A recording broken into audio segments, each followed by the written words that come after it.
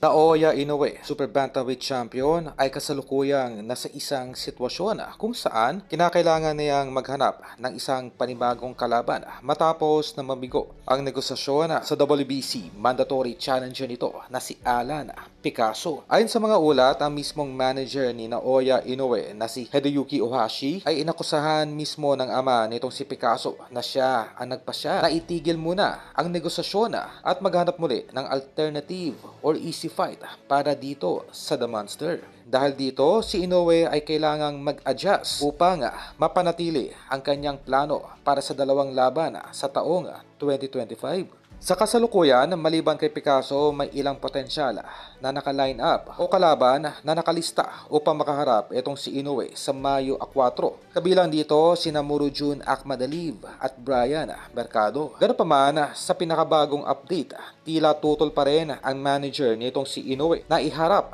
ang alaga nito sa mga top contenders, partikular dito kay Akhmadaliev. At kaugnay nito ay gumugulong na rin ang isinampang kaso ng kampo ni Akhmadaliev sa iligal na pag-iwas nitong si Inoue na labanan ang nasabing mandatory challenger ng WBA. At dito ay automatikong i-elevate si Akhmadaliev from interim champion to full champion ng WBA. At dito ay posibleng magkaroon ng slot ang ating pambatong si Cuadro Alas kung ito ay mabibigyan ng pagkakataon na makaharap si Akhmadaliev sa tulong at koneksyon ng international matchmaker na si Sean Gibbons. Subalit maugong pa rin ang balita sa bansang Japan na ang ibibigay na laban muli para kay Inoue ay nababalita na isang panibagong tune-up fight sa Mayo habang hinihintay ang super fight laban mismo sa kababayan nito na si Junto Nakatani na inaasahang mangyayari sa susunod pang taon kung matagumpay nitong makakamit ang unification ng Bantamweight Division. Sa madaling salita ay aakyat pa ng isang division